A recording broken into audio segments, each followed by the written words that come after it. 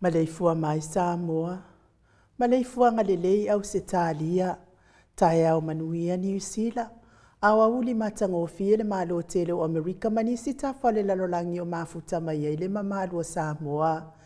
Tae au manino le tae au tatoa le tae au matangofie o le aso lua o Iulai, lua fe lua fa taitele ile atua ila upule fa soifua, wala fa imaile leile nei tae au fau, faafetai foʻi i le soifua tulu i le mamalu o le atunuu e maise le malosi ua mafai ona faatino ai faiva matiu te masani ai le mamalu o Samoa i aso taʻitasi le agaga faaloalo e faafeiloaʻi atua i susuga i auauna totofi a le atua i so o se fatatapuaʻi lau susuga le faafeagaiga le maoti Samoa viiga o le atua Reverend Esau Asora Viena le ana ma le faletua iā upulasi sunga le toe ina le taʻitaʻi o le ekalesia metotisi Samoa so o faatasi Reverend Sione Tauleota. Pasta visita felava i amosa ma le faletua ia vai tamasoalii, pasta solinga solofa ma le faletua ia faavae, sunga le toe ina o le ekalesia la mo sa toe fuataina, Reverend Tele Tausanga ma le faletua ia matauaina, Senior Pasta Taulori ma le faletua ia Arieta, Pasta Faatili Matulino Siamoa ma le faletua, Pasta ia Feta Sekali ma le faletua ia Susana, Reverend Awatama Tofaiono ma le faletua ia Katenari, Pasta Sangale Tuila Epa ma le faletua ia Fai Upu, Tina Malolo Manu Malo ia Julia Moli, Sunga le Epikopo ia Sianava Te Vita Kioa Sianava ma le faletua, Pasta Ainu Umuli Anga Avi Isava Inaya ma le faletua ia Saipeti, Matua Malolo Manu Malo ia Muli Anga Telesoti ma le faletua ia Potafou, Pasta Tu au Pepe Misa ma le faletua ia Siliana, Reverend Lolo Fia Lofipo Awelua ma le faletua ia Miriama Ropati Awelua, Pasta ia Kopolama ma le faletua ia Ainga, Pasta Tole Afua Faraniko, pa ia Ainga Matama, le usonga pule mtu mua i tu au mana taua Ainga le tai ma le va ofonoti, sua ma le vai fanua fofoma ai tūlangi sa ole masale au mua ma le launiu na sailua, le afifio faatu to fale ula lao namtasi, ma upu ya te oele motsa. Talo fa lava. Le maleifua mai o le au mamano sa tate umalo i le neitai au fau la ua fionga. Le tui a ana tui male li fano va le to aso ala uvi le lua malo masiofo. Me se le fionga le taitai sili. Taitai o le vaenga fai pui ai ata o tangata. Lau sisunga tui le epa awe lua fatia lofa lupe soli ai na ioti nganu male mana ai ono Dr. Sailele madia le ngaoi male faletua. Ia mese o tupu mai o le vaenga fai pui ai ata o tangata. Professor Tau Whamanino al fo mai o te mau ainga i laua fionga. Dr. Afualo luanga lau wha amoe tau loa manu wut salele ma le faletua mese o tupu mai o le tautua Samoa. Whasala uta o le ainga sa tunu mafono. Fionga i sao ia le ota sua tele. Le fionga fo ia fui maono manu seni tu fele ma le faletua ia sua Vivian Pifem tu fele. Le profesa lango le soifua malolo ina Dr. Leusa to le fua tupa isa mauta kena seri ma le faletua malo lava le soifua manuia malo fo le tautua tunuu. Tato sponsor mai Hawaii le afionga ia lilo fotu wa manu ma le faletua ia Baby Fretton good morning ma le nofo alo. Vui Nicola Wofo ma le faletua ia Moli mai sini. Au se talia ma le nofo alo good morning Moli. Sunga ia Felice Fiu se nio tautolo ma le faletua ia Maria ma le nofo alo mai sini au se talia good morning Maria. Me se le afionga ia le manu ma le faletua ia fafangu le ala misa ma le nofo alo mai melepone. Ma lo lava le soifua manuia fafangu. Tuile e pawhai ai ma le faletua ia maunga mu good morning. Matamua whaalia ma le seumanu matamua whaalia ma le tausi ia Sinta. Alofi po le patu uma Viena. Na nai whaumui nao le ana tupfia ma le faletua ia moa nanu. Good morning moa nanu. Talo fatele sia se kola siti katoo.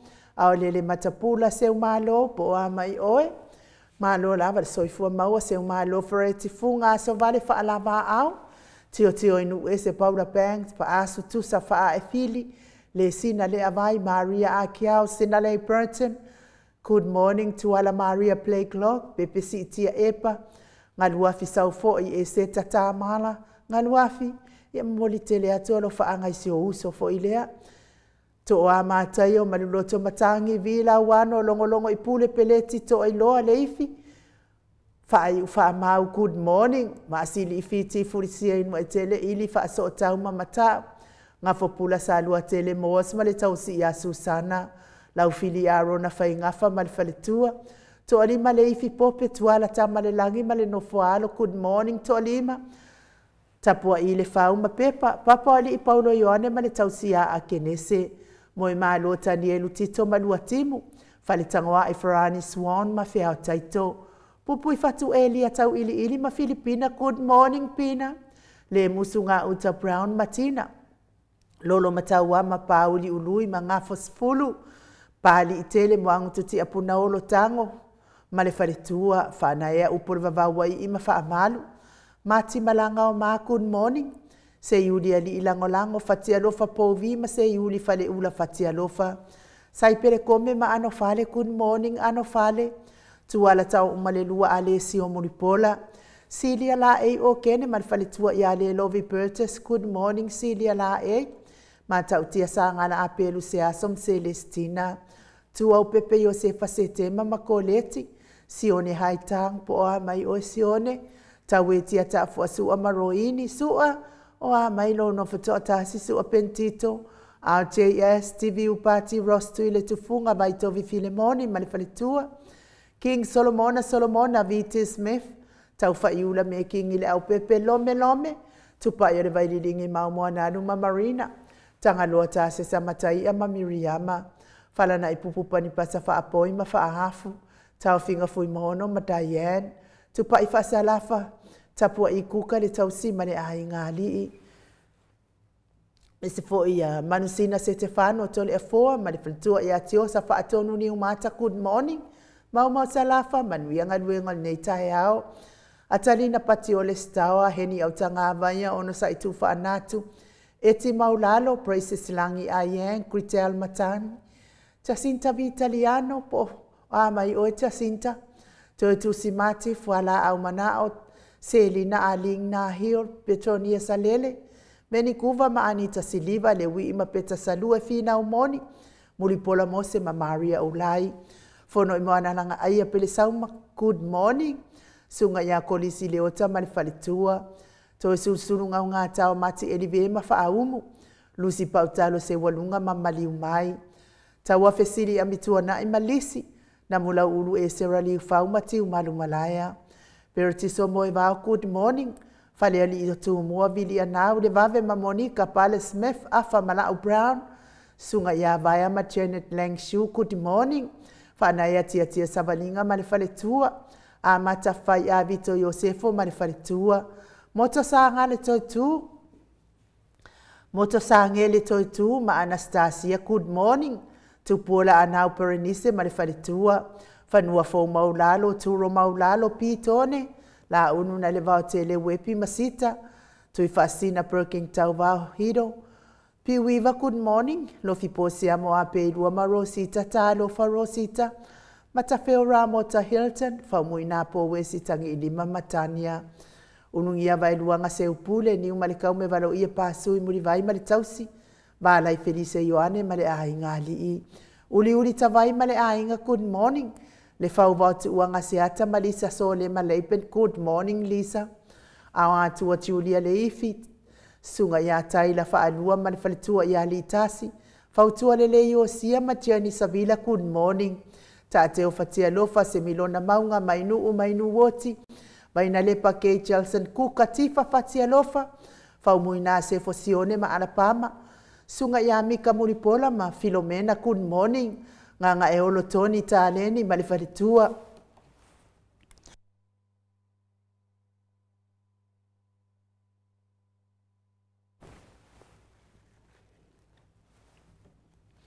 Te osanele tunai. Malifaritua ya to omata nganu vaole ota good morning papa sama po amai oe. Lupe soli ai fadupenga malifaritua good morning. Fionga ya masoe lo lani misa malifaritua ya oli. Faumuina le ana tupfia le alali au va malifalitua ia Lita good morning Lita le fitalenga le falifitu talenga ya le muava Tala le po ma le whaletua ia lei, good morning lei. Tofi lau ma le whaletua. Lea wanai ma le whaletua ia lina, good morning. Whasavalu whaatu, whasavalu. Tu uu talili, good morning. Ta wale toa peretise tamasone. Ia mese le tapua inga le ekalesia katoliko sa moa i ruti hia lau fetala inga le whalefitu. Lio voli tufunga ma le tausi ia nātia. Liu ngata le tau whai le tau langi ropetis tueto le afua. Me se fetala inga ia ono fia na auma maanai ma le fionga ia sula daisi ma le nofua halo. Elisabeta ite tamausu, good morning. Me se tapua inga le sao ia tau manu pepe sopo ta fia mali i tonga tuki. Ma le whaletua ia peka paka tonga tuki. Le fetala inga ia sa mau le atinganga e ono sori tamali i timani sa mau mai pest. Ia me se fo ile tau si ma le a inga ali im good morning. Manuia le neita e au, fa manuia fo ile atua le pisinisi. Me se mafuta mai o le matou api o fo linga, fa tain mafuta mai, me se fo ile. Tato YouTube, tai tele lava ia te o tau tustusi mai, tato pokalame nei. Tele fo i o tau fina ngano fo la sia, ia mawai fo i nisi fo i langona. Ia ma tato weva atili e ilungo, tato pokalame. Tai le mafuta mai ia te o tau umalava. Ile nei tai au fau. Ia ua fulu ua fo i sele. Nge ia so le hita le anga whaaola le koe inga le sa. Wamwe ianga po ia ka ngaka le fulu. Ia ai whaftai o le alava e maua le leo e. Wafo i tatou whatalofa. Manu sa moa bai lepa le au pepe. Good morning Blue Team. Ia le atua manu sa moa. Manu ia fo ilo waso le fionga ia tu i whaasina broken tau bau hido. Tai le mafuta mai. Ia manu sa moa mafuta mai o tara whaaftai. Timu au vaatito whaaftai mafuta mai nei tai au manu ia le aso. Ti osa whaatonu ni umata whaaftai mafuta mai whaapea fo i tau sili oto good morning. Manu ia fo ilo waso. Te vanai. Ia manuia tele lo waso pe foi venise arieta ta mapua. Manuia le nei tai au fou la wafionga tanga loa ta walo whangia. Tai le mafuta mai fa pe foi reds and tad. Fa tai le mafuta mai nei tai au fou manuia le nei tai au. Le sunga le epikopo ia sianava te vita ki o sianava manuia le nei yaso. Tuli le ifi fa atali fa tai tele lava. Whatai tele manuia lo waso. Lo fatele atu fo isilom tua ia mes fo i minareta. Filomena Mulipola, good morning. Ia le nei tai au Doreen Misa. Mafuta mai au Kilani New Zealand. Pea fo i moli la wano. Ia wha manuia le atua le nei tai au. Talainga ia ngafo pula sa lua tele moas. Tai le mafuta mai tai mortapo inga mfa manuianga. Manuia fo i lo waso. Whaaumu tali elive, whaftai tele lau fionga whaltua manuia fo ilo waso funga Jesus. Me se fo ilo pena moa whaftai mafuta mai Willie Smith. Ia whamanuia le atua le ne yaso toi tusi mati. Tai mafuta mai manuia tele le ne yaso. Fuafuanga whai, me se mafuta mao mai, talenga ia tupa i whasala whatapua i kuka. Whamanuia tele le atua le ne tai au lau whitalainga tupai. A le pese lea tātou te mafuta whaatasi ai nei tai au. Ono le alofa whai peo le atua i le ola ma le mahalosi. Whai ona whaatino ai whai wamatiu te masani ai tātou.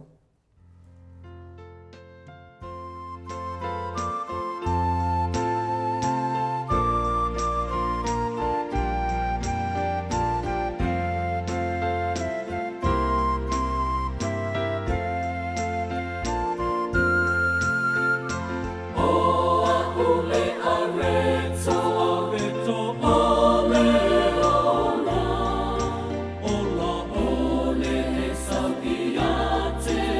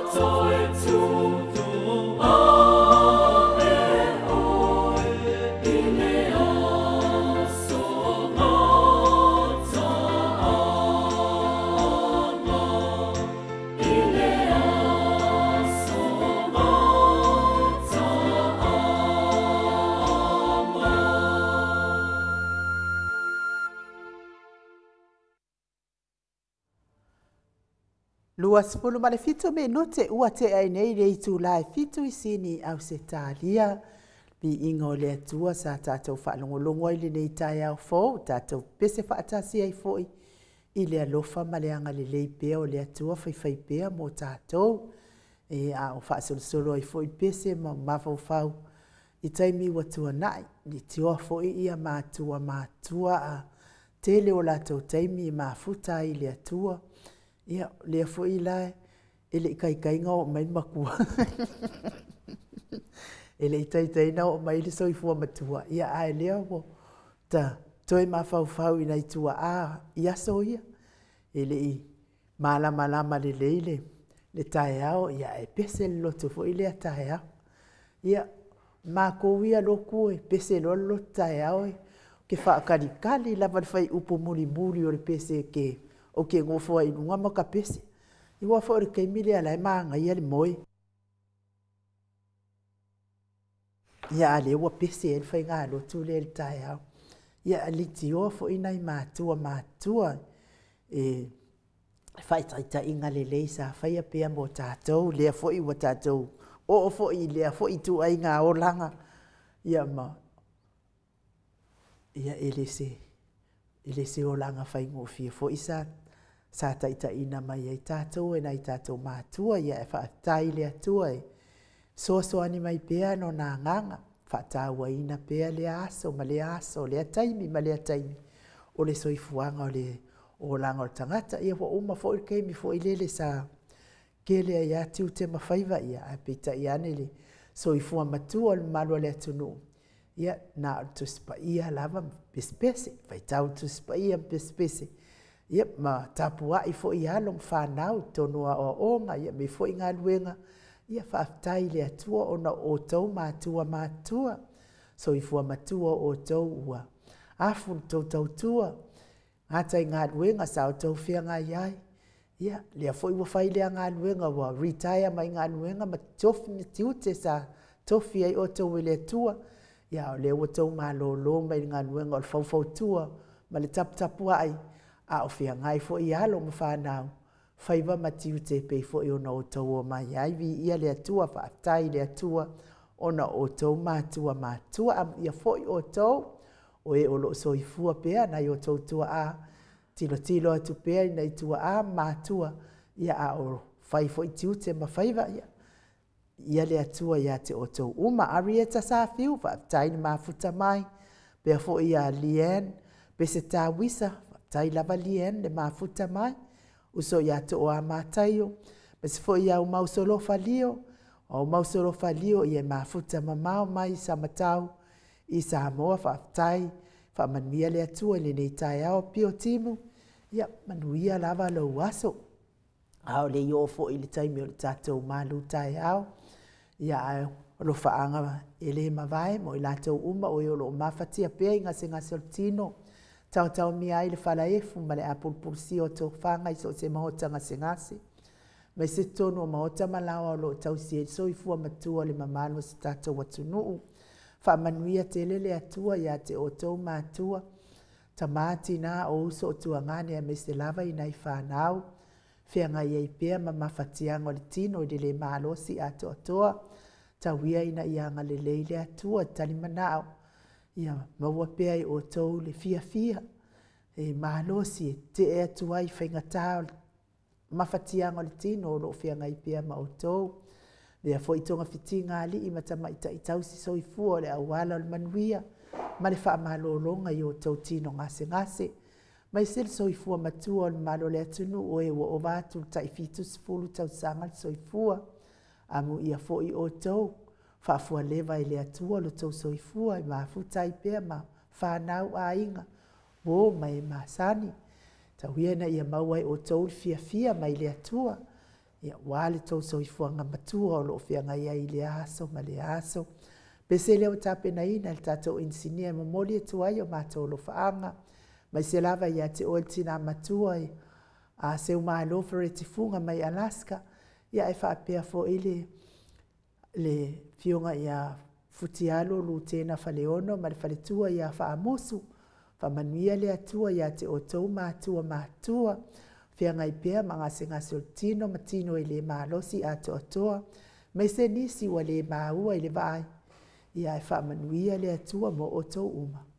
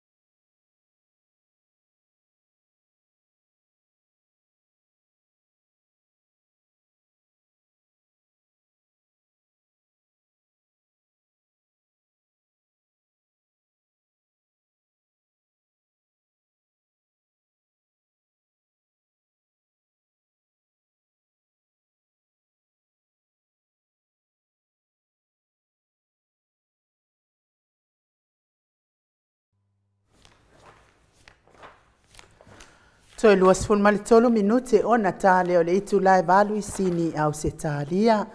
Lo lava mania tele le atua ia te otou. Oe o lo mafatia pia I ngase soltino.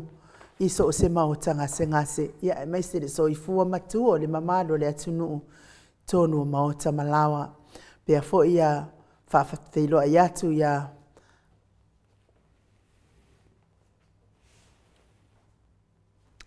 malulua kulava le mamalu se tatou atu no upe ale o leina fa leo atu to suafa malu fautua malelangi va o malo to malatai ia fa tai mafuta mai neta yao fa pe fo ia fa salafa feibon fa tai mafuta mai faltua ia maungamu fa tai tele titae utone fa tai mafuta mai pe fo I ruta lua manu mafuta mai pia foi faltua ia Filomena le nei tai au ia mai se foi sasa moa mafuta mai au kilani New Zealand malo lava fa tai tonu foi ia titilo tu foi ia nafi ia o ile maftanga foi pe ona malanga I foi ile afionga ile tai sili fa pele sui tai ia la wofo ia mai se le hero tato pokalame le autostusi ole ole vaenga fa au fai e puipuia ia taua tangata ia pe fo il fatatala no ino citizen New Zealand ia fa malo lava le mamalo le atunu e o lo alala papa au weli I au kilani New Zealand I le to lango ina fo I ole fatatala no ina pe o citizen lea ia na ia to fa fo I mail citizen lea citizen umai tangata Samoa uma ia tonu fo ia afa wale au ngai nei matua ia au lo ia whanau au ngā ia I wha moe lea pe ona tu wa ama ia I fo I mamalanga I fo I le tai sili male lato au malanga ia malo lava e wha tai fo I le nei tamali I o le atunu ia e ui lava ina le o toi tai ia le atunu o lo iai le tua ngai ai wha tai lo na loto alofa moni ia Samoa fina wina peale manuia mo Samoa atoa e fa tai foi pe fo no to fa fonga I fai ngā malanga I le sa ia I le fai ngofia le taunu wa e mamao le me savani mai ai ia la bane I le fionga tai sidi wa balu se fulu tau sanga ia maka ikai skama imenti ia wa le mafai fu e le lavatia le mamao le o le savali I New Zealand I le tūlanga o lo I heimana wa alele New Zealand nei vai tau ai moli lava le wha malo ma le whaftai I le fionga le tai sili whaftai fo I le atua ona o lea tai au ngā lea tai alofa moni le mamalo so tātou watunu uma Samoa atoa e le mawhai ona nofo file mu se I ona sila fia ina o ma walelei atoa mea uma mole manui o se o tātou watunu. Le ua mafuta mai le fionga I le tapa au whaasina ia tole a fua. Ngā whaaloalo I whaafeiloa I fo I nei tai au fau. Ma lor so I fua manuia I lau fionga le tu ia ana ave au malanga. Ta ma whaasausaua le tu malo. Le na tu ina tu ia ia o tonu mai pea. Whaulunungo le ainga malo si vane fo I lau futalainga I le la ulo le tau lau niu. Ma lo lava le. Folau manuia nei tai au fau tole a fua. Ma lo forse fua ma le lange ma ne fo ia tai au fau le fau o le atua e nu le nei tai au ia e le efetua fo si whamtalanga mua na u whaatulo le fio da nganga pa ia le nei tai au I le tātou maftanga whaatasi e matamam tina mahatua uso mutu whaafine me si fo lau whaingonenga tutofi le atua ma ne la tu whare tua. Ma lo so fua inu nei ia tai au ia e le ngalo lava le sula pia ina o le alofa malanga le tua e ala lona fou o tātou waulia mai whurine ia so fou mai ia teia ia o lona tai au lea mo tātou ia so uma a lea ese tātou tai au mo lea tua ia at whape naam tātou mawhau pe ia so uma e I tai au le kalesia wai ai ia a tātou taito tasi tātou mawhau pea o whalo waso mo le ri e a tasi nā tai au le dei ai nuu te ala mero le tai au e whaftai lea tua ia nā whai wai ele nā tai au whai tau wina o lo wolanga wa e whaftai e lea tua e me se foi lona ola, po lona fo, o lo tātou sapi e nei, ma lor soi fua malange ma. Ia, tātou tau whai whamano i lea lofa mare anga le leo lea tua to lea fua. A owa ai aku rau of kingo wa ki rei, onga o maaliti. E wana vele whai me tara tusi. Wana talai e tusi e pe masani. A whai te maalili ia matua maalili. O le hita leanga e kia ngei la sale o la vea i ngei le furu.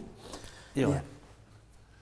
E le si me le hita fina, e me ta awa lava, o le mawar tātou maftanga e nu, e wa anga whape e moni na whamtaranga li, pe te e tātou te le awai whaatas, au te loa lava, o le mawhana whana ia, o le maruru, e manei whelo mau, a whai wa mahalili, ia matua mahalili, sila mai la tunu ilo mahalili, e o whai a whai o vevela, ia matua vevela, ia pio tu lango nei ai, o unga me lua i nu, le fua e tā ua le savadi mai o le fionga le tete siri, a whai o savadi tete siri, no winga ili me la savadi ai.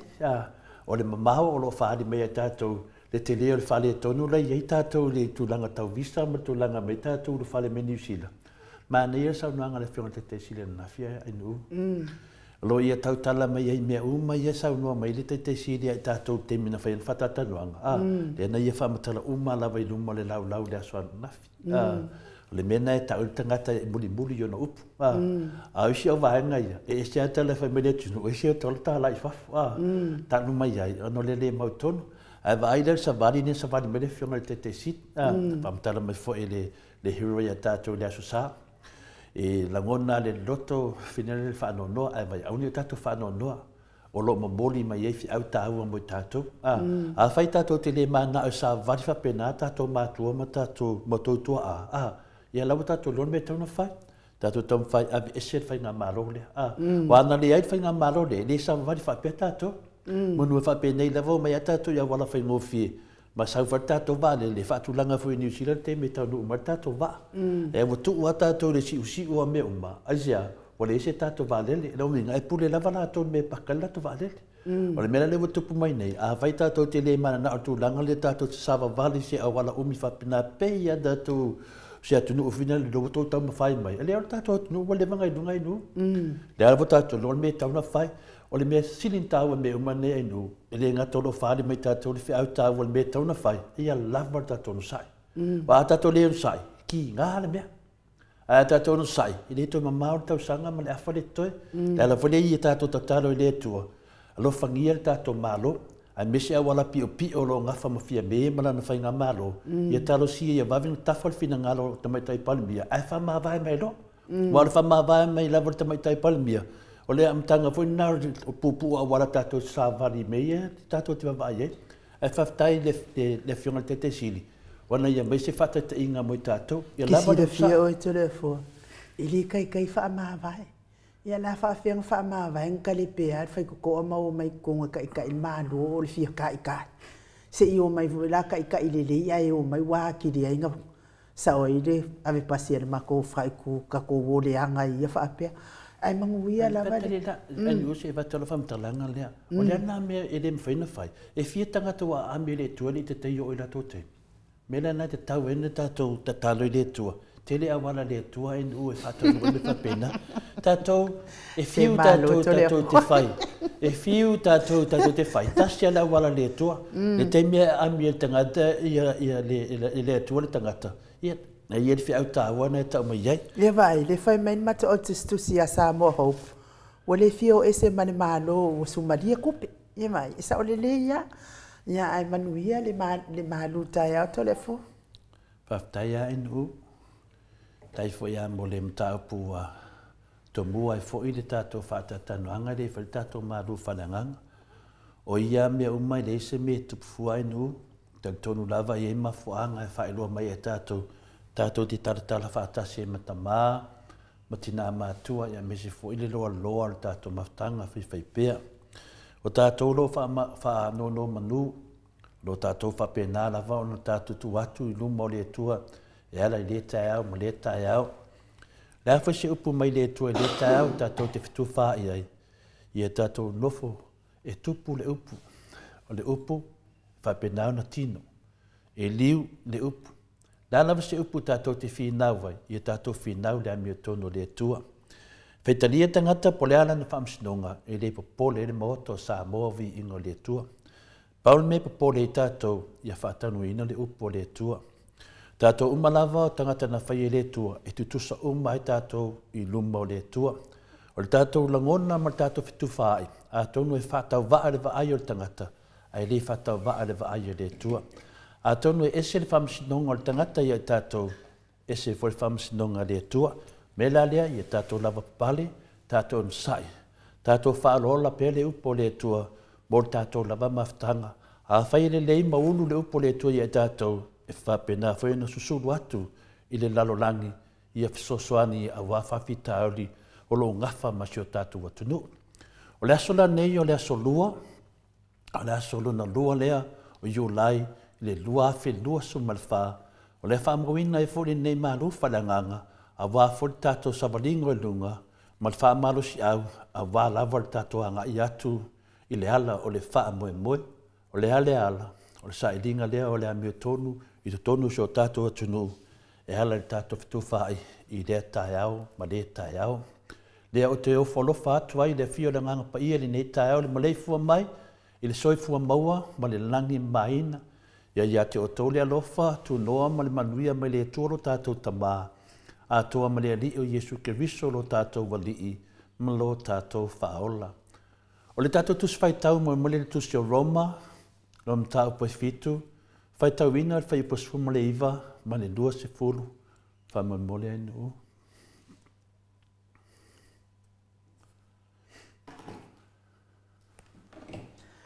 A wā o te le whaia o le mea le lei o te loto iai.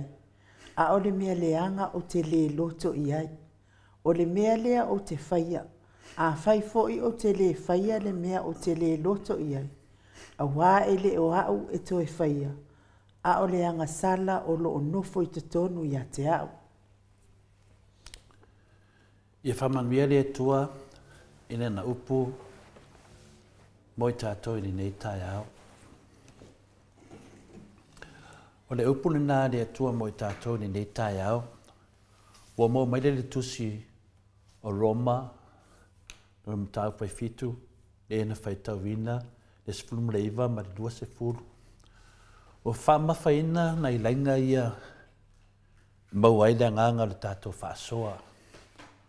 A wā o te le i whaia le mea le lei o te loto i ai. O le anga sala o lo i to tonu i a te au na te whaia. Sena matau tia o nei tusinga malangona peo na sao noa whetalai ai le Kerisiano Sili i a Paulo. A wā o te le i whaia le mea le lei o te loto i ai o le anga sala o lo i te tonu i a te au na te whaia. Nongo winga i lau tangata e lua mea nei to tonu i a te oi o mea le lei ma mea leanga o leanga sala lea. O lea leo tau tino mai lava le Kerisiano e ngata hai Kerisiano. L'apostolo nu ese ia Paulo. O te le i whaia le mea le lei o te loto iai o leanga sala lo o te tonu. Nongo winga o tātou umalava. E lua me te tele iai tātou.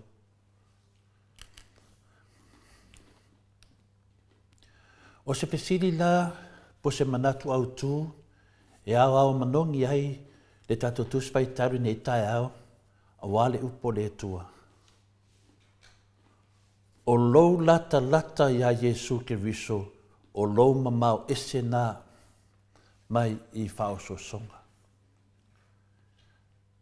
O lou lata lata atiri ia Yesu Keriso, o lou mamau ese mai foile nā, mai i whao songa.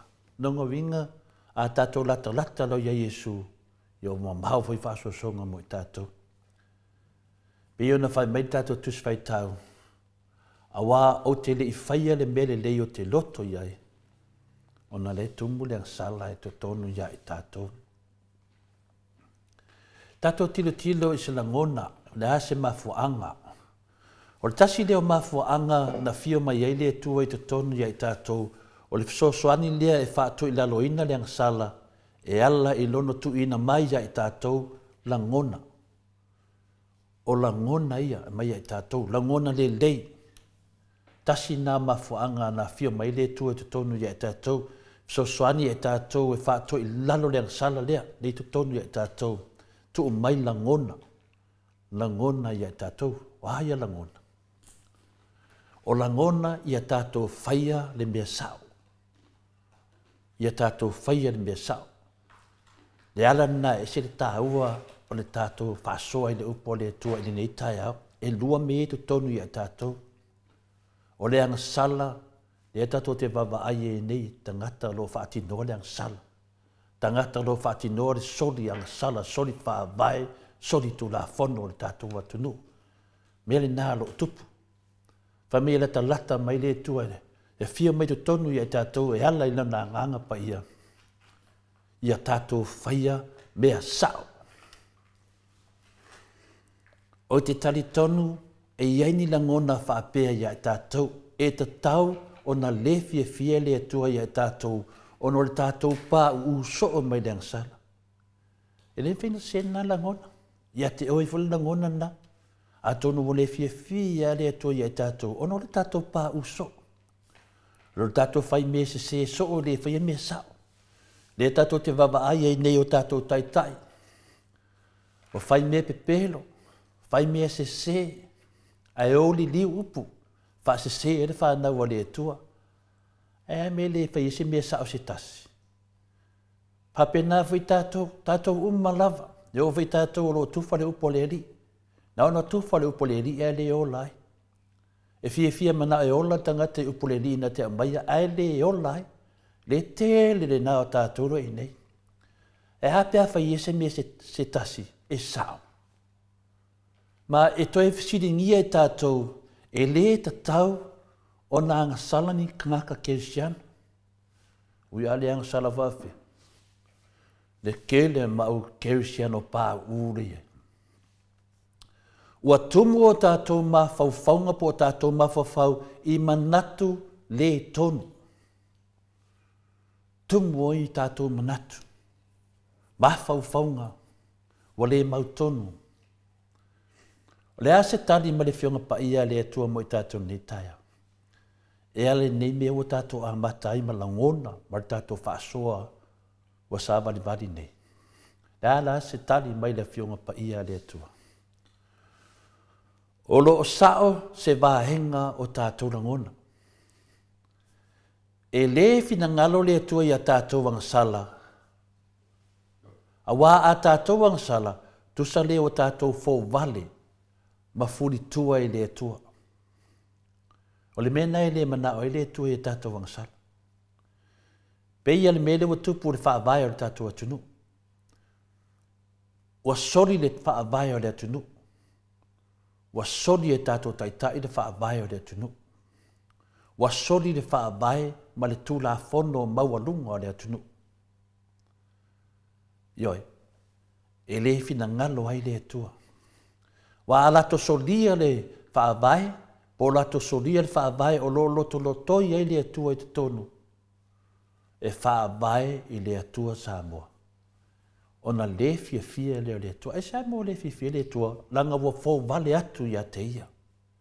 Baila tātou le ang sala lo tātou fi nawai. Whai ia se mea sao i te tonu i tātou. Ua sila fia fo i le tua, le te le o le whaalanga ina, ma le ti ngā o tātou, tātou ai mene o ang sala.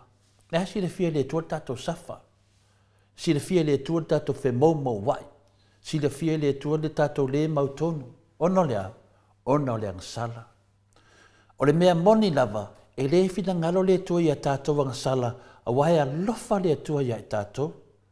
Le mena i da tau in tātou mataala. O le fia o le tua, e le fia le tua le ang sala, e a lofa le tua le tangata na ia whai a peo oi maa.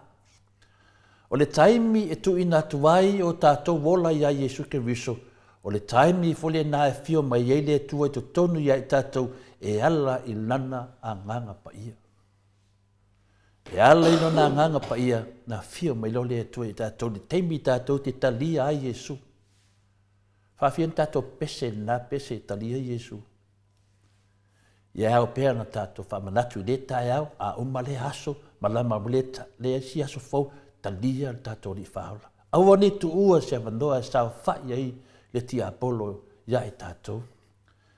Ai ui lea, aua ni o tātou loto vai vai, awa le nā tulo le angasala tu vai, lea lava I to tonu ia e tātou, pēr no tātou whalongo le tātou tusi whai tau.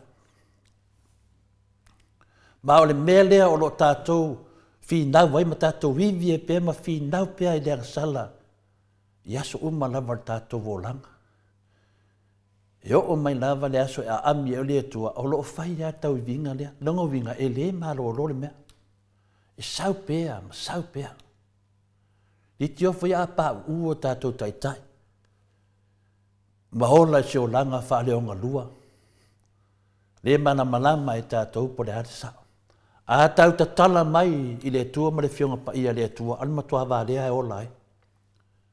O nisi o taitai o lo whapenau no lato whautuaina, me si taitai lotu o lo lato whautuaina tātou malo. A tau ta tala mai le fionga pa ia le tua, ai le loa olai.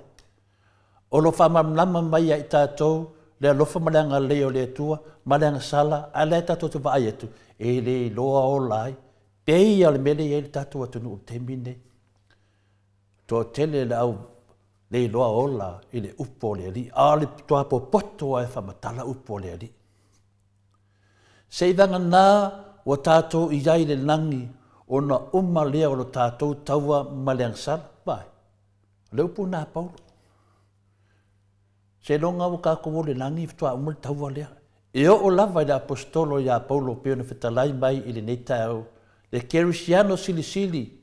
O lausi la fia te tono tuspa ia I lona o langa. Na I loa o lo tam fai pēr le sala e pū lea ia. Na ia tu sia, upu ia. A wā o te lei whaia le mea le lei o te loto iai o le sala o lo to tonu ia te au na te whaia. Ai ora ni fai malofanga. I le va peo se lona e fa peo mai le angsala. Le ai, o tātou loa le angsala. Le o man feta lai paulo. Ia tātou ni neta e au. Au te lafi ai. Ai e loa le anganga. A mai le anganga o Yesu. A mai le anganga o le tua tortas pa ia. A fai e tātou te maua mai. Ma tātou wha longo le lei. O le tasi le nao mafuanga na fio mai ai le tua e ala I lona anganga pa ia. E nofo I to tonu ia te oe maa. Tātou umalawa. E maua le whamanianga. E soani ia I tātou e whaato I laloina le angsala. E le na o tātou o lo tau le taua. O wane ingaro. E le o tātou. O lo tātou tau whaatasi ma le tua. O le mea mua o lono fina ngalo o se manao fou mo I tātou le netaia. O le nana manao. Nāne mana o le tua mo I tātou ne tau. Ia tātou whaia le mea sao. Whaingo whie le whina ngalo o le tua. Mo I tātou, ia tātou whaia le mea sao. E le ngata I lea o le aia whai loa mai I tātou, a wala tātou te alo ese mai ai I whao so songa, a o tātou tama whai e wha lata atu I le tua. Vai ai. Tinana tātou whare tonu, a e so soani mai ale atua. Dio whoau. I lau le tali aina o so soani ale atua. A o mai toftofonga li liu loa ia Yesu. Te mea sa wei toftofonga li liu ia Yesu. Leo tātou vai toftofonga whai unga se, tātou wa ai unga o whamistonga. E ona wata tau ena wha vai tātou te mai tai pale mia. Dan meu tupu e tātou, nau o me whaso songa, lara tātou, tātou whatale tali, ono sai. Tātou te loa le lei, na o lea tua me whaina whatau nu ina me umanei, o loi to toni e tātou, o loi to tau whatasi tātou maia, e te atu le angsala. Tali atu I toftofonga I le tatalo, ma folfolanga le tua, leo mai tono le whiong pa ia le tua. To tonu o tus pa ia o lo mai e le fina ngalo le tua ia tātou. Ia mana tua o le lata atili atu oe ia Yesu Keriso o le mamau whenena o lo mamau mai a Satani mahana whaososonga. O whapea ma le fionga pa ia le tua, e le i o ia te o tau se whaasosonga se vangana ai mea e mahasani ele tangata. Ma e whamaoni le tua, pe a whaasosoina o tau na te saunia le ala e sao ai o tau ina ia o tau ono sa ai. Le mua korinito no mtaupas fulu, o le whai upo suma tolu, e whai tau, e whahi uai, le tato pasoa whalanganga, i le upo le tua le nei tai au whaftai tamama tina, uso mutu whawhine ki liso mo mali tato mawhtanga nei tai au whamania le tua ia te o tau. Ia, o le upune nā le tua mo tato whaftai inu mo le avanoa. Malo i lau fionga le tapau whaasina to le afoa mo le tato malu tai au nei tai au. Tawia ina ianga leile atua ma wapea lo soifua malo lo ina wal whaatau no ina o le afoi. Po vaenga o le tatou po karame o le malu tai au. Pamania fo ile atua i lau whaafonga tamam tina o me i le tatou malu le nei tai au. Ma wapea i tatou fia whaalata la tatou i le alii. Ia so uma o lo tatou wola. Pese leo tapena ina tatou insinia ia mai ko salani ai la na fiong pa ia. Whaawau pia tatou maftanga pe ona masani ai.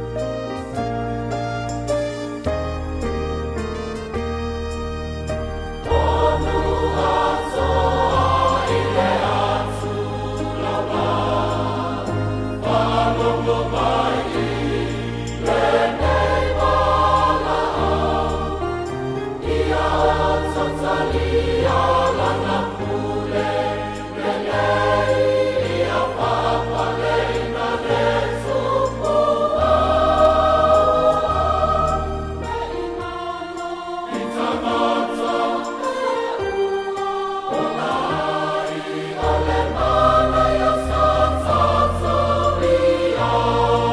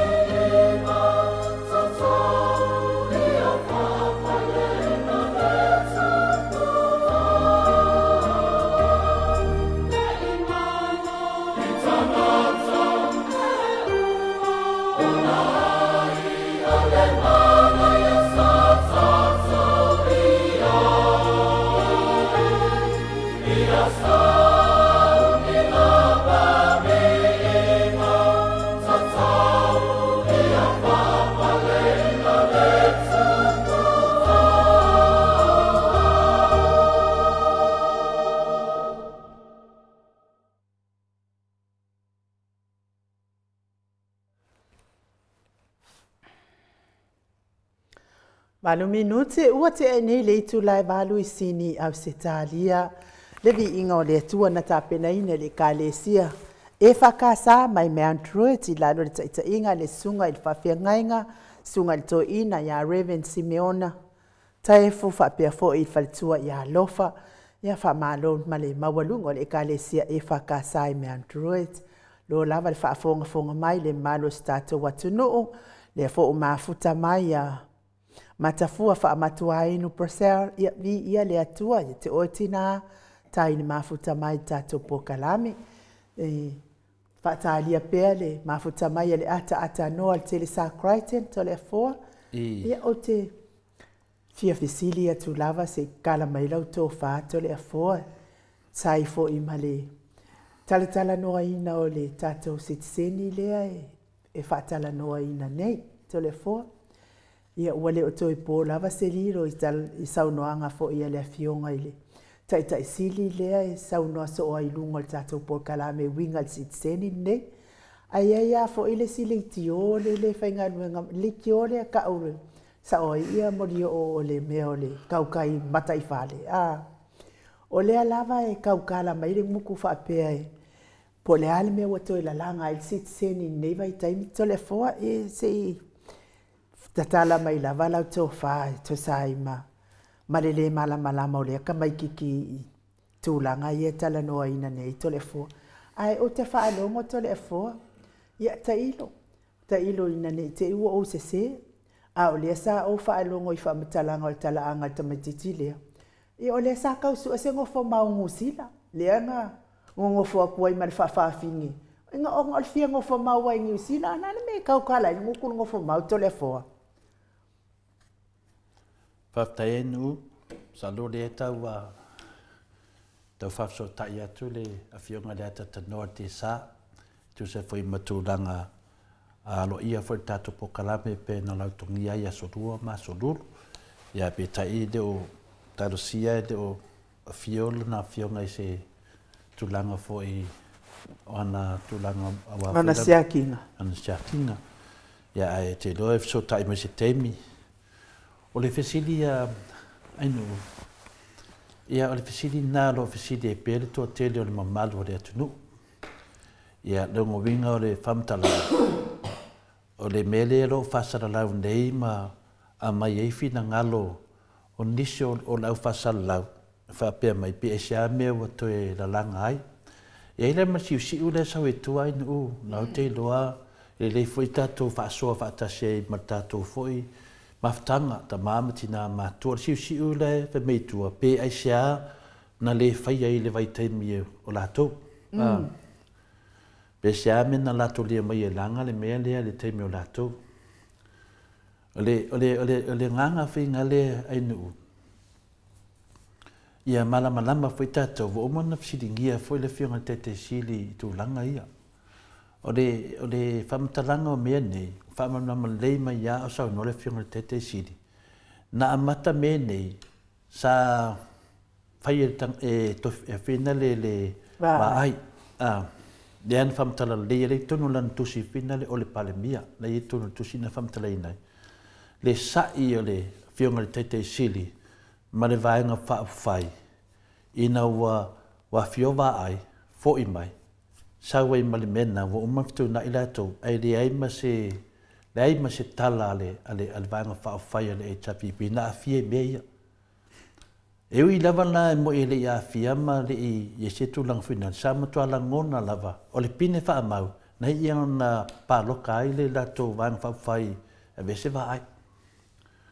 O le ala le ai me umaia sa matua i la ngona i lungua le whasara launga le observa te mina, le whaasea le whionga te te siri, i le mea tupu mai. Ia, ai ui lea, o nā mea umalava, wahalu lava ina uman whatau nuu, me la lea le toi foi mai le whionga te te siri, e toi foi mai lava le mea lea, mea tonu a lea inu. E a tonu fu le tasi whilea wala ua whafua loa i perso i fua le sunga ia Dr. Tule Epa le tua, ona iai mea e te tawa na whaasau. Iai foi mea e te tau lava na sawa vali mea sao. O lea na tatou i lori nā se, ma le nā mea se sa whai ni nā tai tai o le tatou atunu. Le ala le wo amatai na fa so me na tangata fa pene. Ai sia le me na a. Le ala me le ma fa no la to fisili ya va ai. Ya le wo fa da ni le a. Le fo longa le tamari. Le fionga le lo li ya va ai. Ale ala me o to sa o fisili na.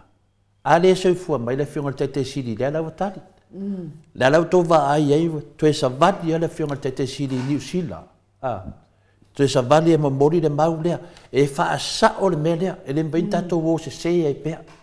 E ui ana to te le nei tangata lea tunu, e finale e anga vaai, i le mta upulea, wa o te le na mari diunis, a to la i te le sa mua, e ta tau pena a vel whamanu yang, le ala wha awhetai le na lea tunu i a Dr. Tule Epa, o le sa vali lava ino upu.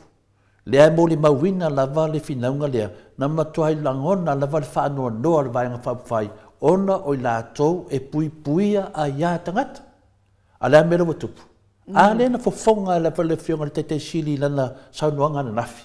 O mātou o le whainga malo e puipuia a ia tangata. Lea lawa tawa ai i le sasi ma le mea wa tupu.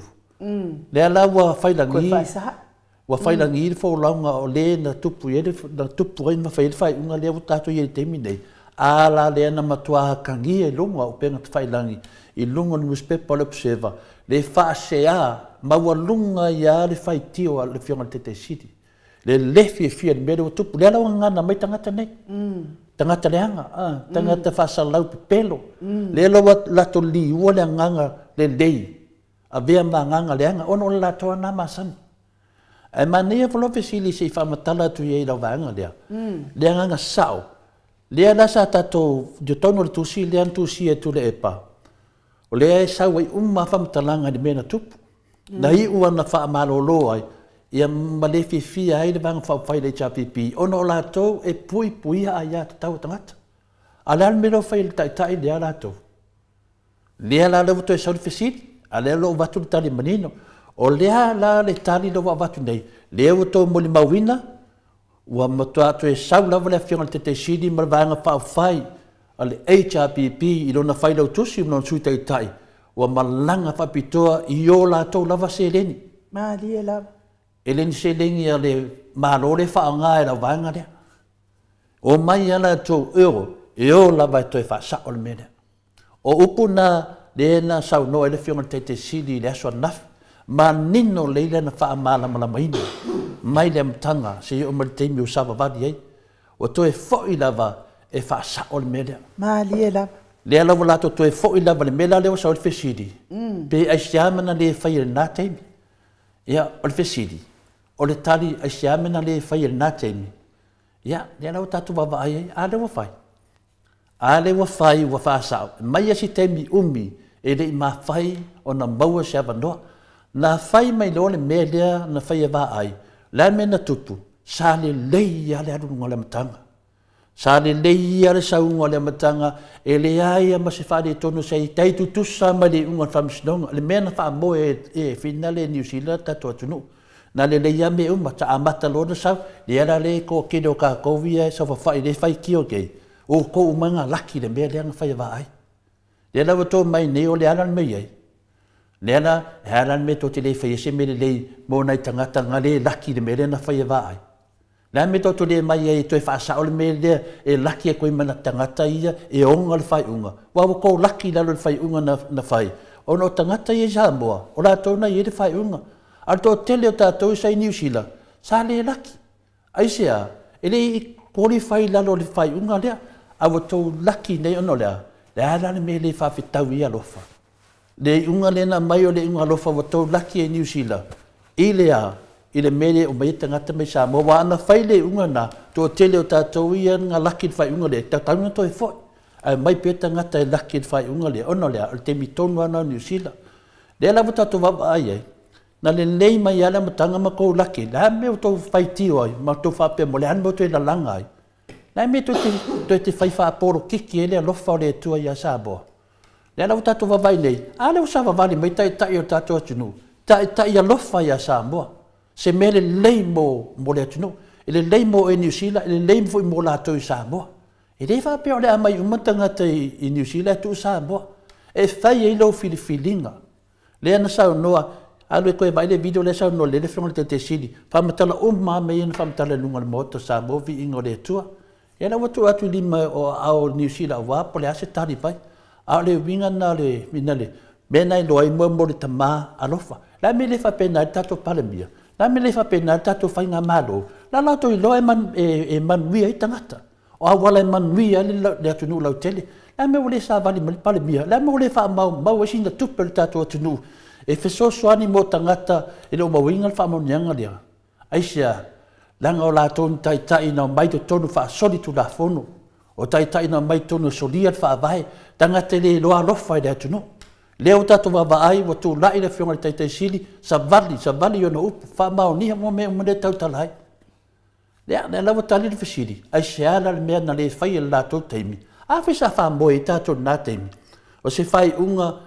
na manuia ni sia le manuia uma le tunu ato na fa mo mai tatou na le lei mai ana i tausanga la me lo tupu mai te mine o to e fo i ata to me tuai a feita to visa a wala fanga ka uma feita to visa a le to e sa bali me le fiona te sili a mo pe ye le ola ma malosi me le tua saula vai fa sa o me le to fa mai ton mo le mea le ma fuaina na fiona te sili o le tali ni na tali ton wala na ye to lo ai alo fangia alo lo faia sa mo pasara lau mea e man via le tunu e o te faia mea e atili ai ona safar tato tunu o le talina ai no ma le falo lava tato tatalo mo tangata fa penei fa ititia le ki apolo sa sao fa afia malo fa tai la wo fionga tapa fa sina mo le fa talia tu fo il fa sili le ai e te tonu lava i le tu mamai na lava ko nga media le mafau ma le mi ngao le ato le fo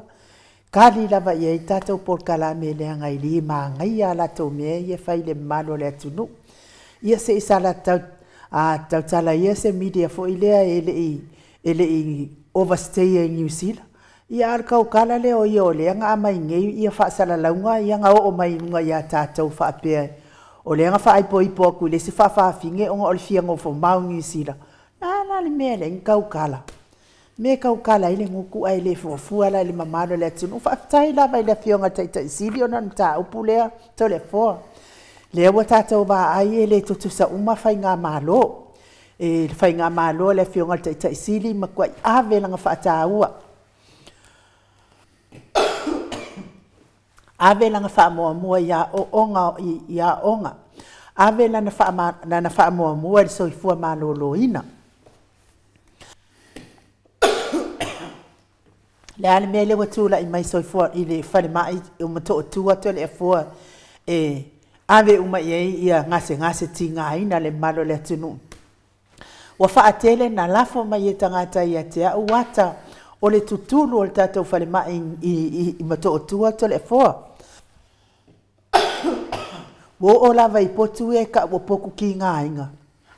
Lea e lafo mai i tangata i nei a te au i a hata o le leanga, tutulu le leanga tele o le tatou fale mai i Samoa to le foa. A o lea lae e vevesi, o lea lae vevesi. Lea lae lea wa. Me vesi i le toi tau mwhai o le fionga taita isi le toi la langa i nunga le tātou sitiseni lea. Excuse me. O au tole a fō te fia iai. A whai e manuia le sitiseni lea. Na o mai malama lea o e anga vaa le sitiseni lea. Whai suni nā tōro mana i manuia i New Zealand. Pei fo i o to telo le mamanu o Samoa la o manuia i New Zealand ma Australia. Mamanuia i fo i ma Samoa to le fo. Wa le mea moni a ia ma le wha maon. E le ise mea tele ma ua i Samoa. O i nei lava le ua tele ai na manuia ai na i Samoa. Ai o ke le malama i le kamaikiki le wha salau mai i. Po le ala na le mea e whakarakala i longa loko ma longa mawhau le sitiseni leo te langa mai e le fionga taitaisiri. Ai a se whaanonga kao lea ka mai ki longa ki ngāto le fo.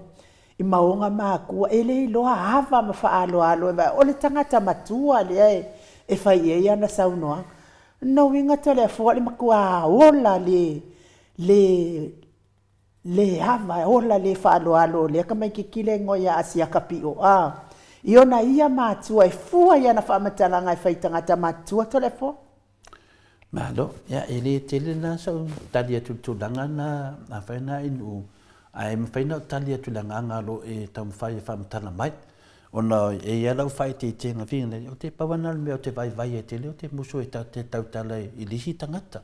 Pauale mea ona o le whaupunga ma le anganga lo mai, e mwhaina o sa whanga se tala wa whaafunga anga le mamalu ta mam tina matua tatu pokalame. O tunanga me whapene, e mua tilo tangata leona loto i whale, tilo pe whawhela wala na sa wai, tilo po le atu langa na iaina ia. Ia leo te whalongolongo tu fo i pena e sau noainu, e le manuia le tu langa mai o le a whinele o le sunga lea, e o te vai fo iai, mea whina te wawai ei. Ia pia fōringa mai, e tate le o te le tu langa ni o whamasino. Pau le mea whina lea tangia mai ai, o fia la wa mai lo fesili dea leo whamatalatu.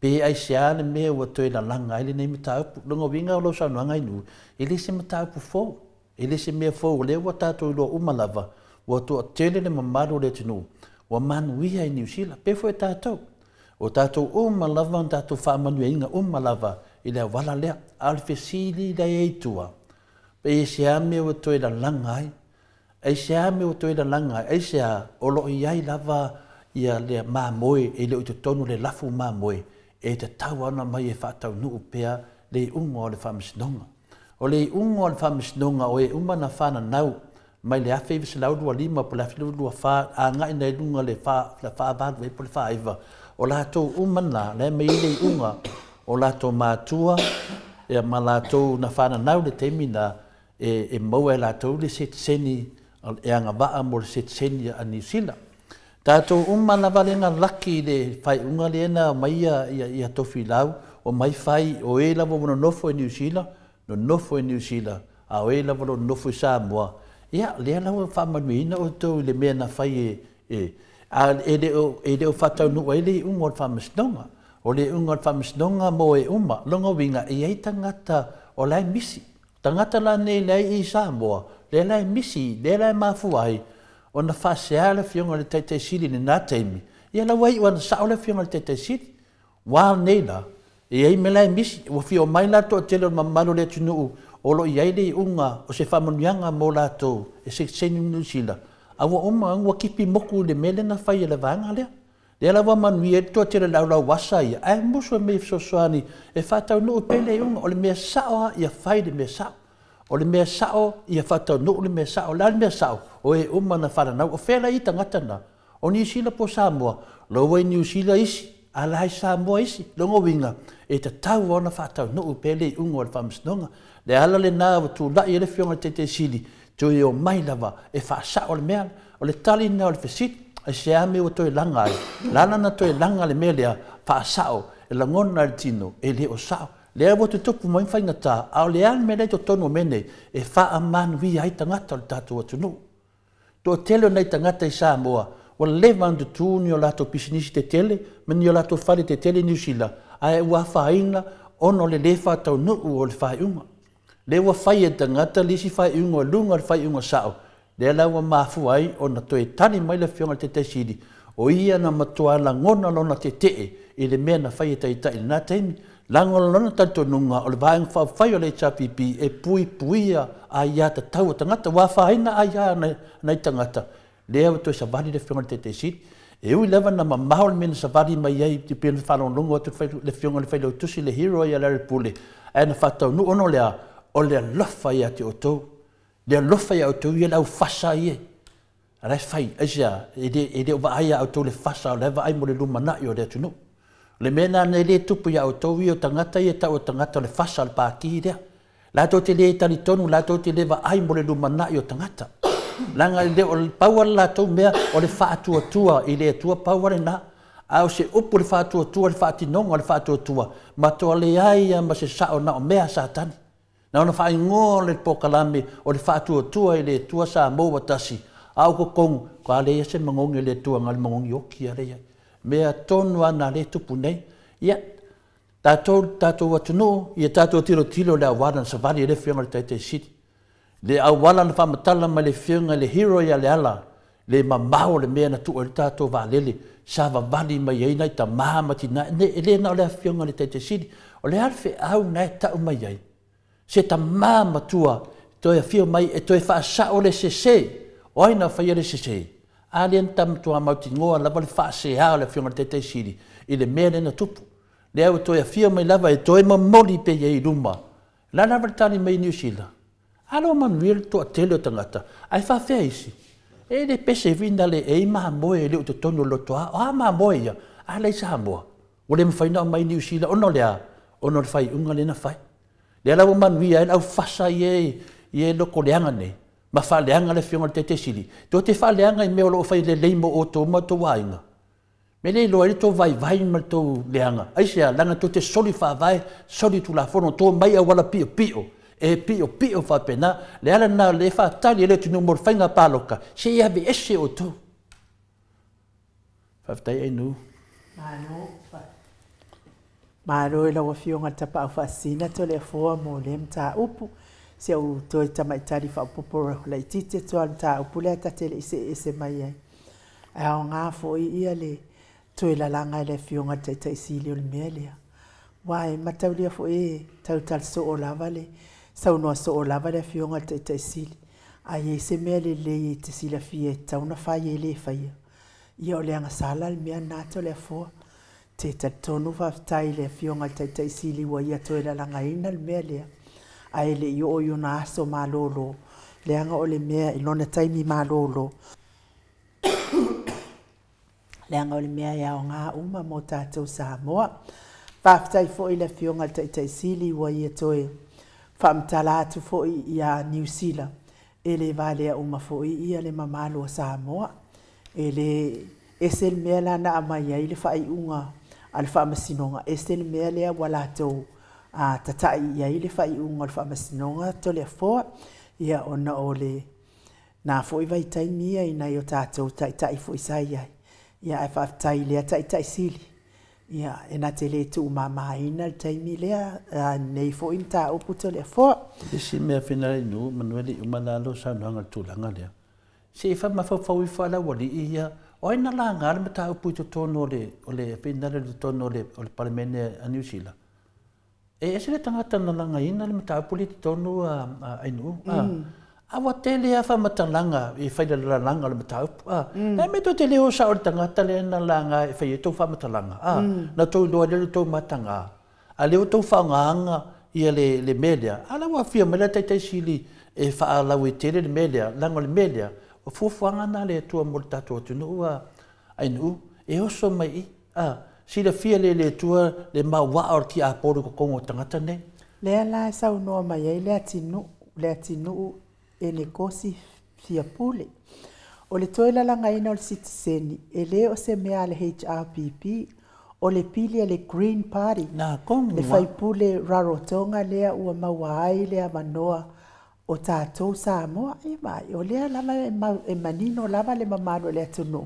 Le Rarotonga lava lea le na whaafetai ia i lea whiunga Teitei Sili i lana saunoanga le na pu e lunga o le TV Pasifika tele fo il mentato woine i whaftai e i whaipule le mo toila langa ina o le Citizen le sa mo tele fo avel mena le sa le le finanga lo tato autustus le la wo mai nei le wo ngofol vaenga le pe wo fa le anga ai le HPP ale sa mama la va sa noanga le fiona Teitei Sili fa vetai i le sui le afina le Green ya na mai le Rarotonga le fa fetai lava a wala ia le lo tatou le wo tatou le wo to e mo le ya le fa noa e fio me Teitei Sili ale fa po se tangata nei po le me wo to la langa ai me na se o sa me ave me na e ala na fa se fa malama me o to e tangata i se tunu le to vai me to le to vai tu lo da e ala ona fa pe to le fo langa la manga ku fa paki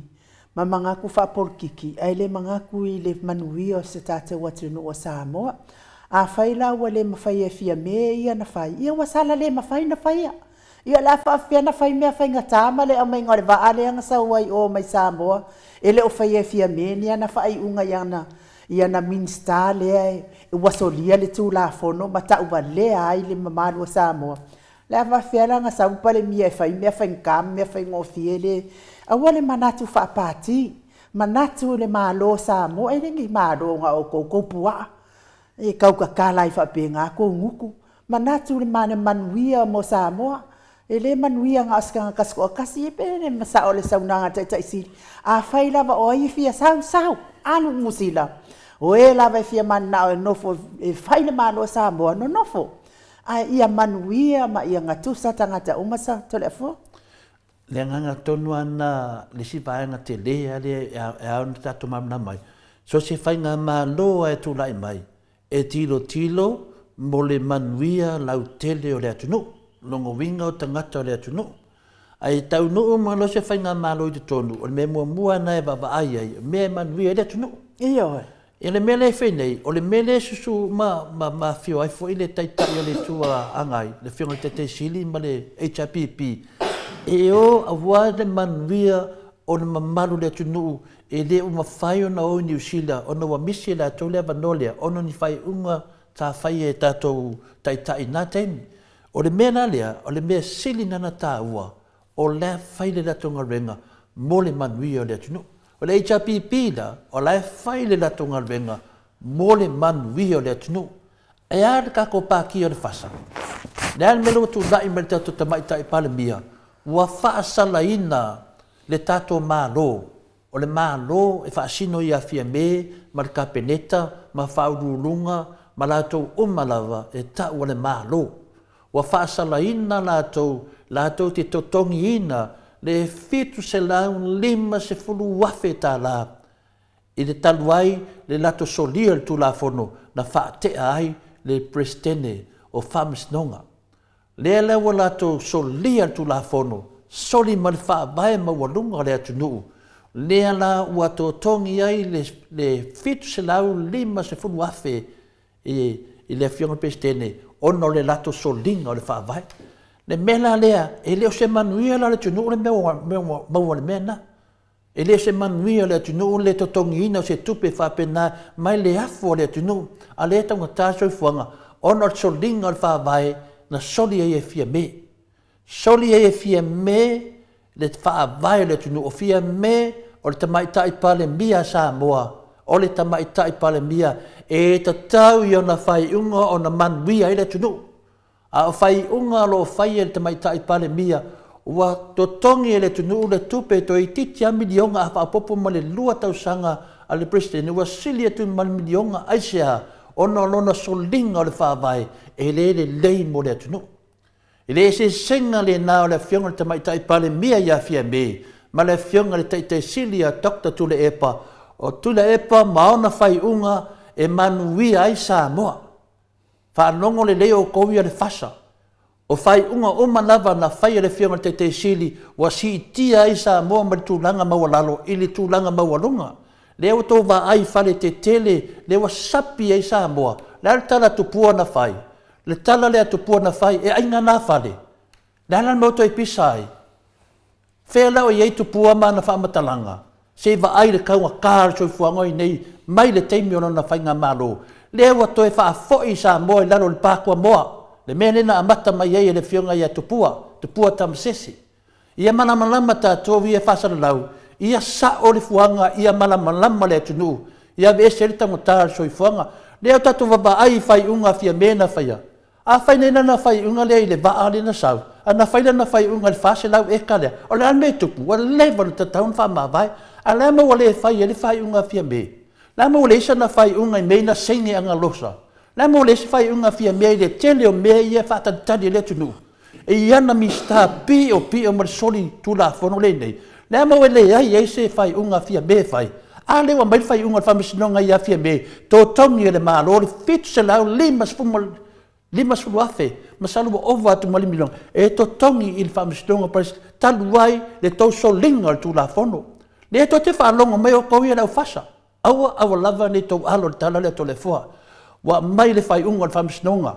E tau mari tato pale mia. Le se o lana mea wa whai. Le la wa tupu mai nelang da soli wha vai na wha fiufi mai na matanga le watangia. Nā si me whaatani tātou. I tō te pisa la le whionga te Celia Washington. Lenga langa ta malo la konga. Ai har tātou malo. Lea sa lato me whai le lei mo le tunu. Leo tātou wā ai le wā lele. O ai tā lafu e to toni o wā lele. O ai tā lafu na lato whaia. Wa toi wha fo e lato le wā lele. Wa wha asala i tātou. Ma toi ta tongi e whai tupe le tunu. Lea me wale a mai ai whafo. Susu e ngai e na whai.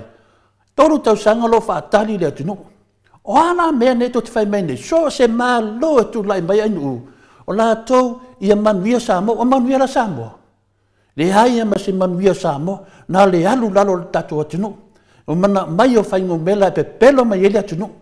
Le alau tātou wā ai. Tātou wō. So se whainga malo e ta tauna manuia ele atunu. O ana mea o manuia ele atunu na o tupe alu. Tupe whamasinonga. Whaafia na whamasino tu le epa. Ma tātou ponga whetalai. Whaafia na whamasino. O le mea lava. O le anu mele tau mai ai. Na o tupe alu e le lei mo Samoa. A le anu mele o whaile whionga le teitei siri. Lewa savali. Savali e sia. Savali e mosek sengi o tu hatau i Samoa. Vai o kou i Samoa. Le savali teitei siri au kou mi fasa. Mana malama nei. E leo savali fia me man malo mo o tou. Savali le whionga le teitei siri. O lana ngalu venga lea. O lana osi tau langa lea mo lea tunu. O se poto ma se atamai o whaia eina ia lea tua. Lo whao ngā mo o tou ia. Lea me valea umi ai. Popoto ia. Aftai enu. Mano. To le fo fa tai fo I mo lo to e fa mala mati di se kuma yan me nga se ka fa ola me le mo tau fa mala mati di fo yo tato po karami ni tai au ide fo imta u pu tau sitsen ia wa ma fo yo na mai fo ma fai fo ni langona ia ona ole le mi ngau ma le ma fau e a ni tinga ina le fionga tai sili e tau wasa atu le mea mamao e lango le mau ina ia manuia stato malo ma toi fo I mai fai ngao le ia ai malo si fo le ma fau ma tau tala le mi ngao ma malo le atunu ia ai to le fo se I tala mai ala to fai se wale kasi wale luan malo le atunu I Samoa e lafo mai ia le ata o tatou fale mai le kukuru le ia nei tatou fale mai Samoa to le fo a o le lava e kausi I lava sa mana le fionga ile minsta ma fa karikari kai mi kai pa o sa mana e kausi I lava sa le lava tau mata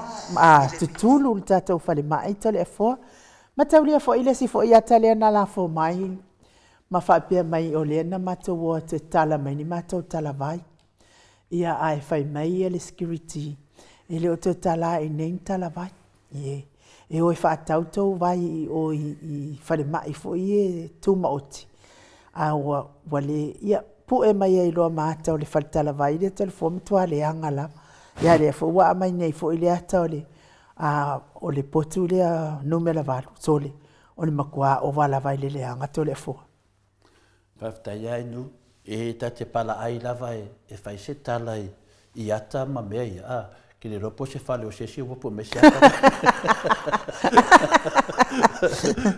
le ai to le fo la sa le la te lo la sa a pe me la no fai te tau tala la ngo me o man fa tu la fo noina fai se me fa pe nei ia mai le ata ma fo mai o la tu ai talanga le ata ia ke wala ko se si fa mai se si ku pu me se aka se me ta ita pe o te fai te la betulanga ai fa malo lava le sa o lava la to ia ai le mafaila na o sa tau talanga le va ngai me ta wata nu o ke fai ke kele nanga wole valava nga o karikom o lo fa pe nga u matanga ta de bulbuli pe la se me se telefone ko ke fiu so se me se telefone ko ke le mo ngal pawal me le fa ka le telefone ka ko o lo mal fam singonga va ko yo ko pe pelo mo ko fa la nga lo fa dei ali sila me le wa eterni il tato fa le mai tato fa no malava ya finale ya le sui mistale ya valas tato fa no malava i le fa mala mai na valas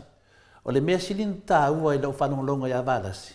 O lo ia au mai a atoa lava ia mea lava na whai e le whai ngā malo le HPP o lo le lei mātua toa o ani mea misi ia lo whapena lava tama whai e whai. Pau lava le mea whina le whai teo le tunu. Ona wa esen maa nei o le whamtalanga valasi. A hele o talwhia ngai ma le mea le wawa ai e tue le tunu. A eu i lea o le lava e tau tala i e lana to whinga. O le mena le watupu mai I pia na sau no fo le fionga le Taitei Sili. Ona o le tūlanga le lei, ma le whale mai o le pule o le whale mai. Ai whale tonu le whale mai o le atunu. Maria la. O le pule na ni e onga le whale mai lea. O le o keila na whale mai. Ai whale tonu le whale mai o le atunu. Le ala na le mafua e na watu se nganga a whina le manatu o le HRPP. I le mele a tonu o le mena o mafua ai nuu. Ona le tato whale mai.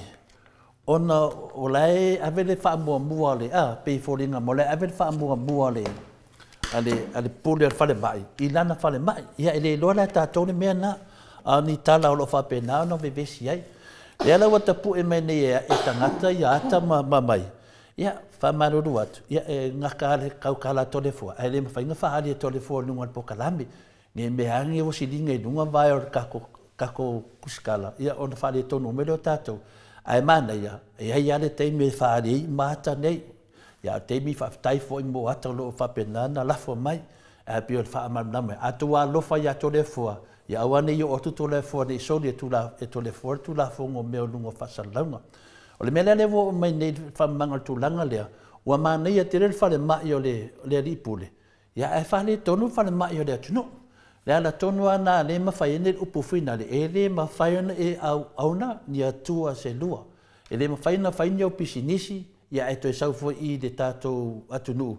E toi ngā lua ai o le mele mre I vero loa lofa I lesi. Po loa lofa fo I lesi. Le ala tonu ana wa mai ene le fesili la inu. Ia. Se wha mole a. Mo oe lea nu mia le pule leti va ai mamao yupeli. Ia o no mia le pule leti va ai mamao yupeli. Alue ave lo ko fafinge nga ke fai le mele nga ke fai mai ai. A le ai so ko finge vai pe so fanga o kenge ia ave ia e pe ke aru lo kinga. O ele no mia ma le pule leti va ai mamao yupeli. Anu fai le me nga o fa ku ave lo ko fafinge ke aru e fai le me nga ke manga oi mo oi. Ia pe va ai so fanga o kenge ke kango e fai ia po lo kinga foi. Ia la mea la e kau sau mamao ai ia ma ua ele a buaku ai ro inga I lo lava ainga. O ele anu mia ma le pule leti va ai mamao yupeli. Ia ngā wo fai ati oe. Anu e ave le mea nā vaku iai oe ngā ke anu I lo kua whawhinge po o lo ki ngā po sau whangau kenge. Whaakingo le mea ngai ke whinga ngalo iai mo oe. Ka ingoe ka umai ai lava I lo maka I whale. Ai lau mei o ele anu mia ma le pule leti va ai mamao yupeli ka umai ai au kusikusinga I le ai so fai ai ka umai au kusikusinga nga o mea leanga ngai lo fai ai ke maka I fale ke ai lau mei wa ele ke ai so ki ngā mau so kua fingem sau whanga u kenge lo fi ai lau mei ia alu iai mea ngā ngau ka ua kuai fa marurua kua te o le foa ele a faina ia tau pa o le mea ia la fafole o sai ia wa le tangata whapene ia whainga ngar ki a polo ni e o mai la vai se mea fina le e whaaleanga ai se manatu lo whaaria tu o ia wa fo whafonga angal mamaru le tino ia e whaai poi po atu ia Lorraine sulu I o le malama le mar ma ai ai mea whai e nu mia le pule leti va ai mamao yupeli e ka ingoe le maka I fafale le mafau ia rura ia I lau whanga o kenge maro ko o lua maro ki ngā mo ko whawhinge whaia le mea ngā no mea maka I fafale le whape mai whaitisi e li ile matu senga le whaitio me te o te fio te lau ngai whea ma whea le lopo whea le atualo te lau ngai ia atonu e nate le loa fwoi le atualo te lau ngai ia atonu e pane ia lo whanongolongo mai e te loa ile atua le te lau ngai, wa tātou umalava, e le lava sesi o le muri tātou tuspaia, a whaila e te le loa le atua le lau ngai to le fua. Ia vai po sa o le mena te whalongolongo ai, pe o le mena te awai, o le mea moni a mali whamaoni. Ui le whamasino, whalongolongo le, ma le sila mea sine tā ua whina le ainu, e le mawhai ana fo I le pokalame nei. O le pokalame nei e le o launga atu I ati o tō I e to te mai nei. E le o le launga tu e whaamalo si au pēa le mamaru le atunu. Ia lato loa le mele tupu, o le anganga le nā. Ia o upu mai e whaasoa I pēa le pokalame. Ya to mai la amo li moni me le lei pokalame lo to ye. Ya wala mai fo Yesu e mai I tato pokalame ne. O pe whanongo longo pe I la pisi o le tau pokalame. E whawhanga I o tō matou ainga. O tō te popole mai fua. O le mena lea te whawai e nea whenele ainu. Se po le whikia le a le toa tele o ki apolo. Le mu. O le mea te whai atu I lau tala whina le. O le si ki apolo wa o ongo. Wa le mawhai anga sau whafu. I anga sau loi whafu. I anga lawa la veri si ki apolo nga woso mai na. O le mea moni a marwha maoni. E ne ai nawa ma se mea o tana noa ai le tātou pokalame. E whape, e tala noa sao lava ni melo o tupu mai le tātou whainga malo. E tātou te ai atu tusa uma I le malo Samoa. A whai e watu whai tionga le atu nuu. O tau ia e to te au le malo. Ia, pōpō mai nalo le ki ngā o le mole mea moni. Pōpō mai nalo. A le whape e watu whina ngalo le atu nuu ai tō pasai mai. Ina pauna nā me maua. O le mai ama ave o tau le waloa. E re mai mau fua le temi o le tole a fua. Whamatala in tau longona whasia man tau longona ti ngā. A whai o ti ngā le mea moni. O lea fua I tusi mai le si au tātou au tusi. Ai nuu.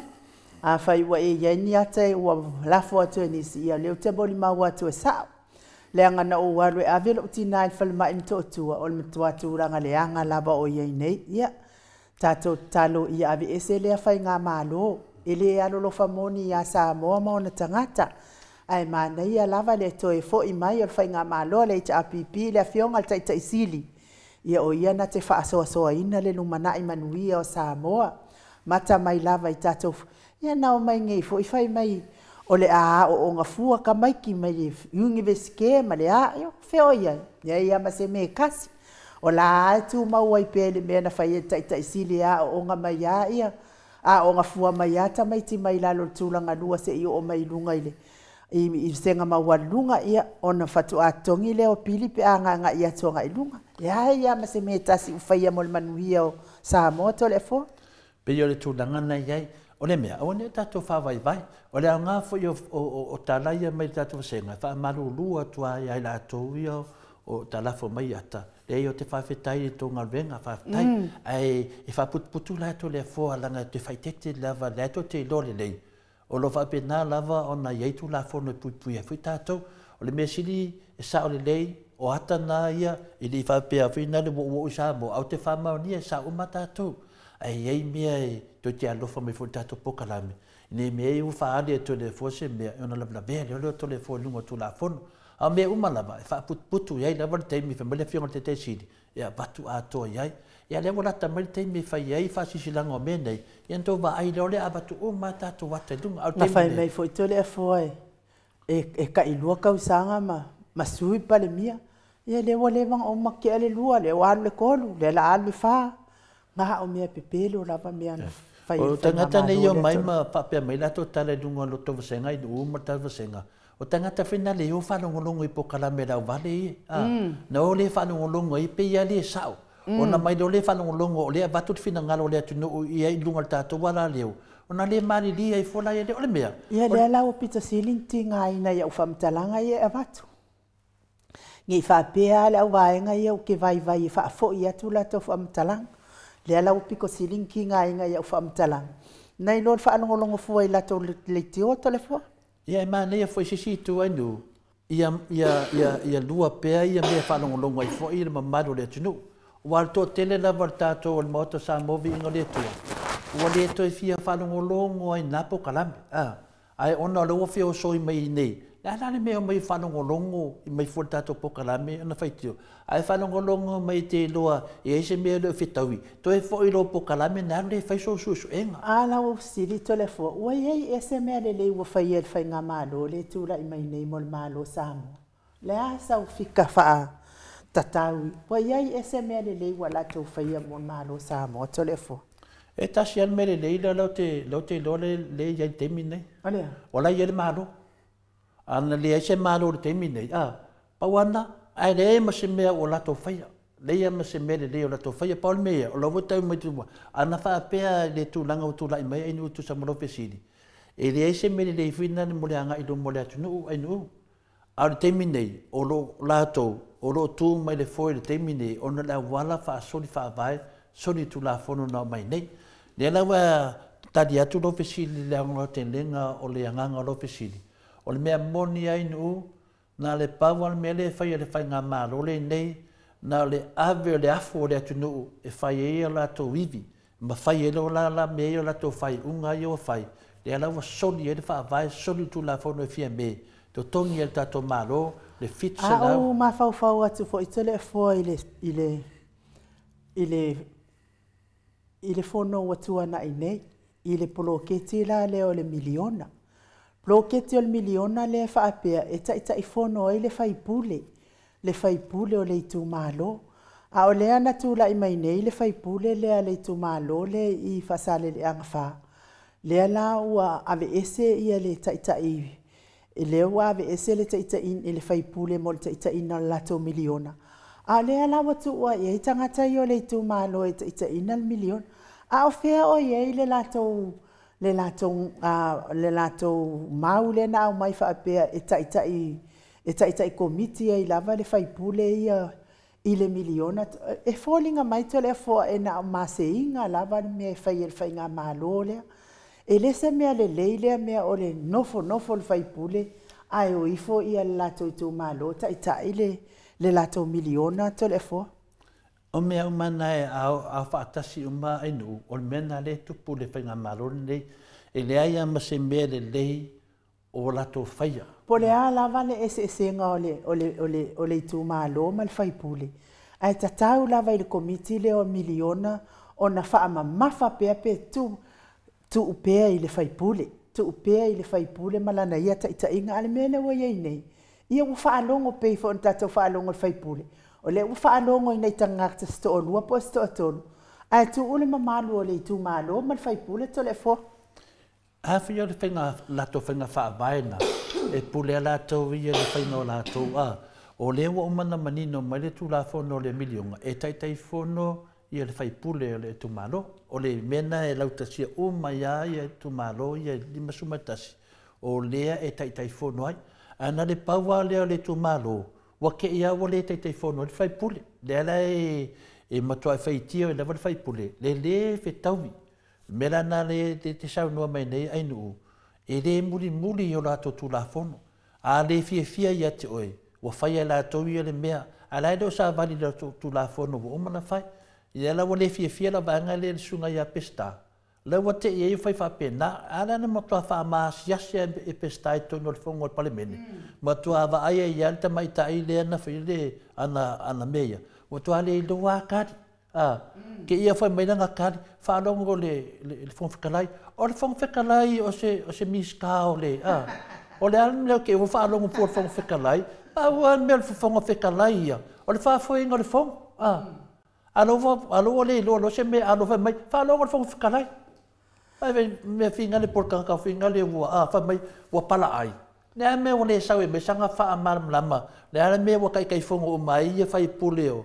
o finga le kumalo ida ko malo ai o le kumalo le le finga pesta o le kai fongo ai o ngolea ala wa fai ku pesta alfa mai fa longo kai le ka ko fong fikalai anga fa mai ngela fong fikalai o e nga se al mai fa long fa lave foi ina ka fong fikalai foi fa fiufi sa ka wang fa per ka ko fong fikalai o sa I mai la wa fio ngai le afina le fai pule le tu malo pesta o sa mai se officilia tu lava le tali mai officilia pesta o me sa tona fai ia va mai lola ia tali mai lola ngai ia fa pe mai loa le ai o le mele o le ala male pelo fa pe mele tala le afina le final fong fitalai la wa fio pesta e le pule a o le tali le mista ana wa talin mista o le fina nga al fa la vela e le tu ua mai ele fina le fon fitalai e a ki le nga ma sia